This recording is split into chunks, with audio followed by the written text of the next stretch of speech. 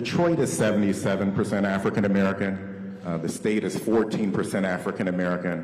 Why should African American Michiganders vote for the Trump Vance ticket? Donald Trump clearly picked one of the smartest people in American politics today. It's obvious. JD Vance in Detroit, Michigan, at a rally, gave, I think, one of the most impressive performances I've seen. And I know I've already said that this week about his debate performance. But what he does at rallies is something truly incredible to behold. We've been talking a lot about how bad Kamala Harris is in these interviews. And in a way, it's understandable because she's been bubble wrapped since the time she was sort of anointed and crowned as the nominee without actually having to go through a primary process and give any interviews and ask for any votes or anything like that. She was just sort of, she inherited the nomination, right? And so she hasn't given any interviews until just this last week, right? And same with Tim Walz. They protected them. They've kept them from the media, and now we're learning why, right? JD Vance, on the other hand, from the moment he became Donald Trump's running mate, he's been giving interview after interview after interview. He's appeared on 3 or 4 Sunday shows per weekend. He goes everywhere and gives press conferences and asks questions or answers questions. And he does this other thing that I'm shocked doesn't get more attention and more praise for that matter. When JD Vance does a rally, he'll give his speech and he'll do his thing and he'll rally up the vote. And then he does this thing where he allows a live mic to be handed over to the press pool. You know, at every one of these rallies, there's a little pool. They keep them penned away from normal people, the reporters. And there's a press pool there that's sitting in a little pen roped off. And what they'll do is Vance's people will give a microphone over to the press pool, and he basically does a press conference at the rally in front of all the people attending the rally. And it does 2 things. First, it shows Vance engaging with the press and taking hard questions and being able to riff and handle it. That's why he was so good at the debate. That's why he's so good at interviews when he does them and why Kamala and Tim Walz are so bad at it. But number 2, it also shows the people at the rally how obnoxious and rude the reporters are. And they become part of it. And I'll tell you, I've been watching these things for the last several weeks. The reporters have gotten the message. Their questions have become much more polite. Their questions have become less strident and less combative with JD Vance because they're used to operating in a bubble. They're not used to actually having a big crowd jeering them and criticizing their approach to their craft. And it makes a difference. Which brings us to yesterday in Detroit.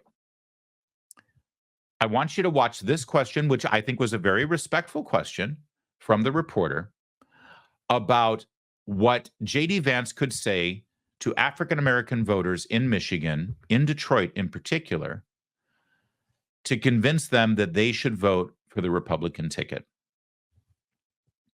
And then, you know what? I'm going to commit to it right now. I'm not going to interrupt. I'm going to let it play in its entirety, and then we'll talk about it after. But I want you, so desperately, I want you to watch JD Vance's answer. Here we go. Senator Vance, Ken Coleman from MichiganAdvance.com. Detroit is 77% African American. The state is 14% African American. Why should African American Michiganders vote for the Trump Vance ticket? We've got a great number of Black Americans in this crowd right now. They could probably answer that question better than I could, but without calling everybody up here, because I'm a politician, I don't like to share the microphone with anybody as much as I like them. What I think they would agree with is, number one, Donald Trump wants to bring back public safety and an economy that brings prosperity for everybody. Good wages for good jobs. That's the Trump promise. And I think that's a great promise to Black families in Michigan and to everybody else.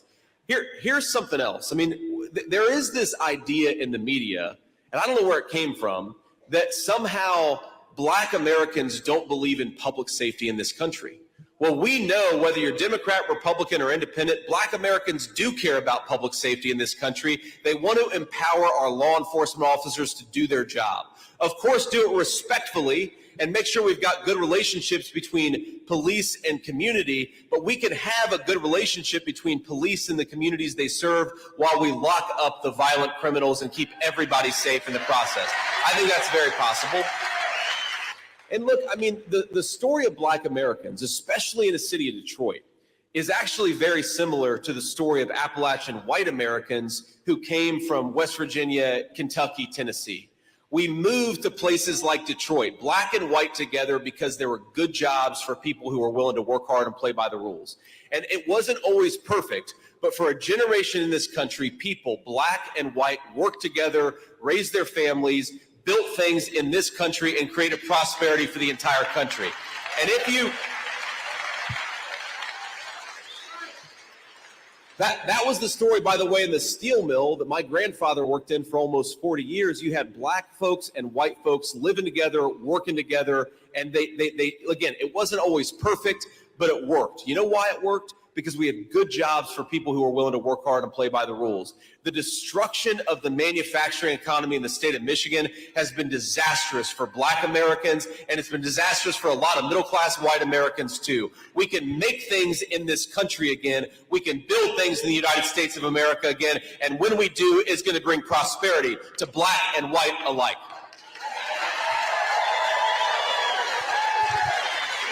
Now, I am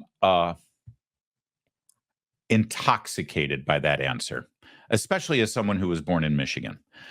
I want to break this down for you about how refreshing this is on multiple levels and how it makes JD Vance not just a really good politician and a great communicator, but I think it makes JD Vance sort of the perfect example of why Donald Trump is a great leader.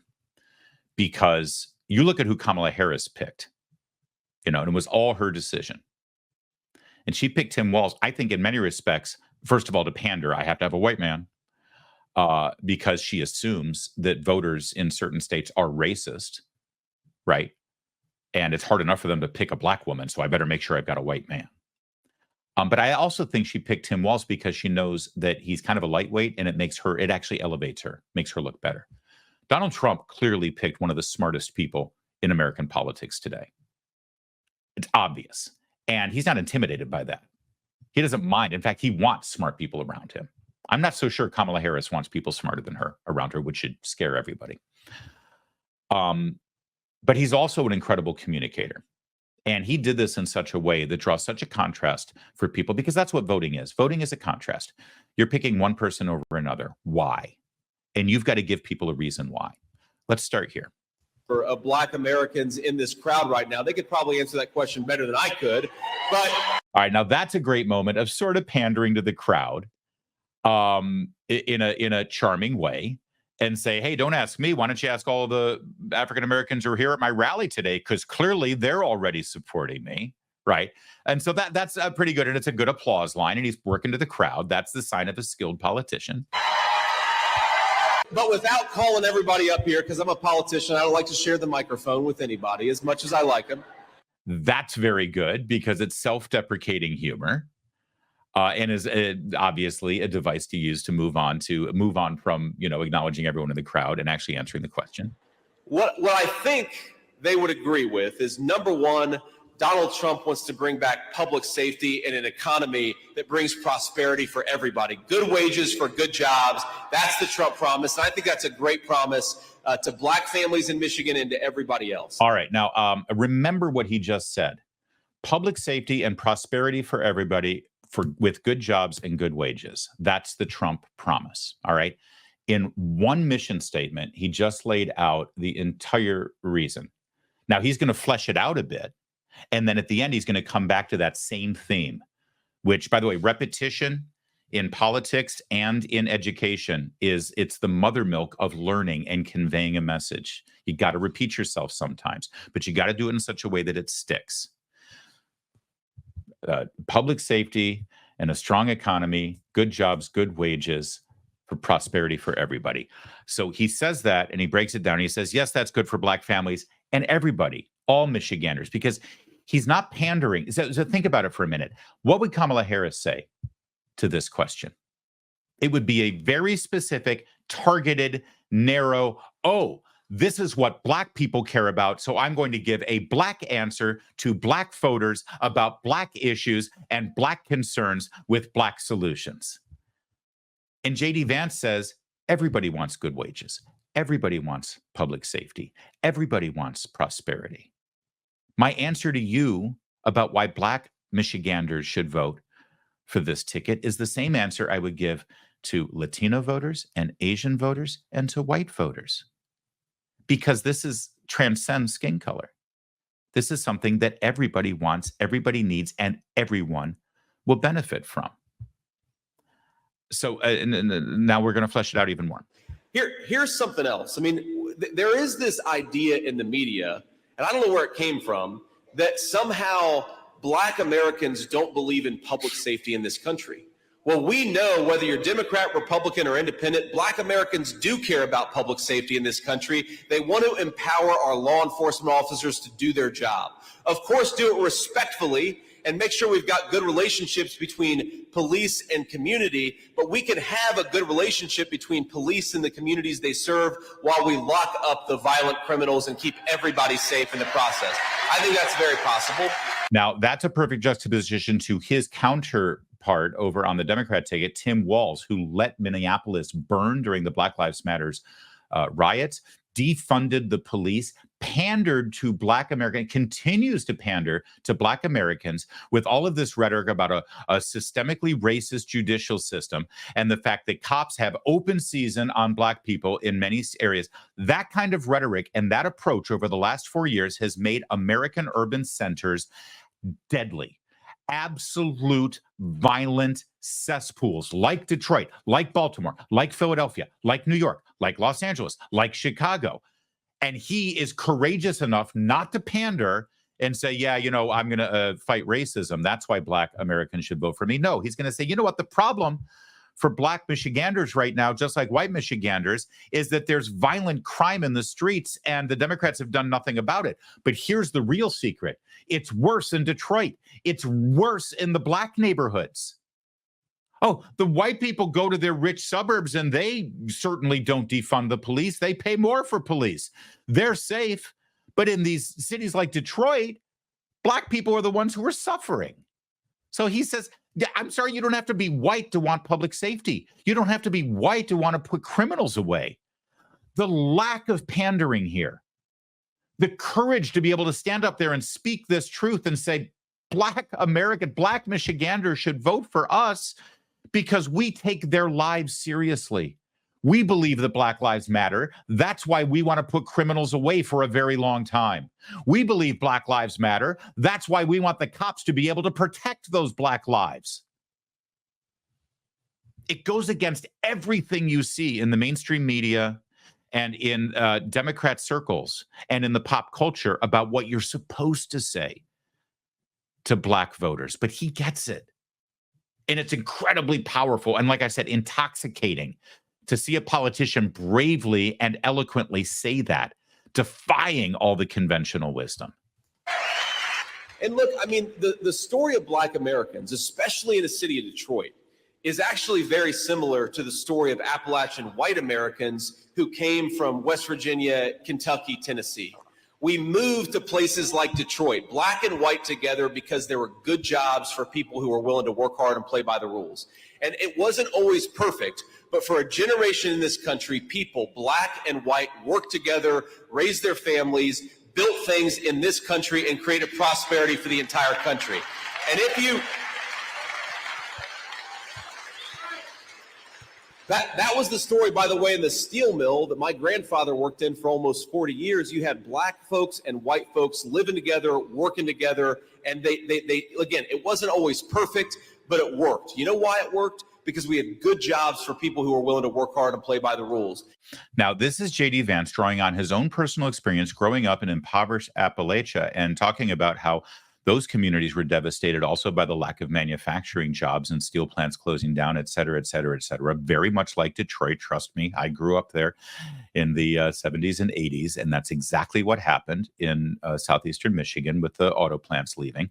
And he's able to draw on his personal experience and project the fact that the solution to these problems is a strong economy, strong families, strong communities, strong churches, by the way, which I wish he had injected into this conversation too. And so he can actually personally say, let's be clear here. Let me just cut to it. JD Vance, a white man who grew up in impoverished Appalachia, excuse me, he has more in common with people living in urban Detroit right now and the blight in that city from manufacturing jobs leaving over the last multiple decades than Barack Obama has with those same communities growing up in Hawaii, or Kamala Harris being raised by college professors and becoming a district attorney and attorney general. You want to be relatable. You're not relatable because of the accident of the pigmentation in your skin. You're relatable because of who you are and how you were raised and what you grew up experiencing. And he's able to communicate that. Yeah, every single Democrat politician asks the same question. Why should Black voters vote for you? Whether it's Joe Biden or Barack Obama or Hillary Clinton or Nancy Pelosi or Kamala Harris or Tim Walz, they'll all give an answer that ultimately, in some way, indicts or even demonizes white voters. They would be incapable of answering that question without raising the specter of racism, inherent racism, systemic racism, planting the seed that I'm going to be your hero. You vote for me, Black Americans. I'll be your hero because I know that the white man is your problem. Here's JD Vance answering the same question in a way that actually elevates everyone in the room. You hear Joe Biden and Barack Obama and Kamala Harris giving this lip service about how they're all about unifying us, bringing us together. Let's stop dividing. Let's stop dividing. Is there anything more unifying than what you're seeing right here from a question that was designed to divide? And he's been able to unify with this answer. It's like, yeah, we've got problems, but the problems transcend our skin color. The problems are actually much more inherent to the elites in this country, persecuting and draining the communities of both Black and white Americans who have been taken advantage of. The destruction of the manufacturing economy in the state of Michigan has been disastrous for Black Americans, and it's been disastrous for a lot of middle-class white Americans, too. We can make things in this country again. We can build things in the United States of America again, and when we do, it's going to bring prosperity to Black and white alike. And then he summarizes the entire thing by coming back to the original theme that he started with. Prosperity through fair play, good manufacturing jobs at good wages for everyone. I think it's a masterclass, and I think it's brilliant, and I think it's inspiring, frankly. And, you know, I've been a Republican really since I was a teenager.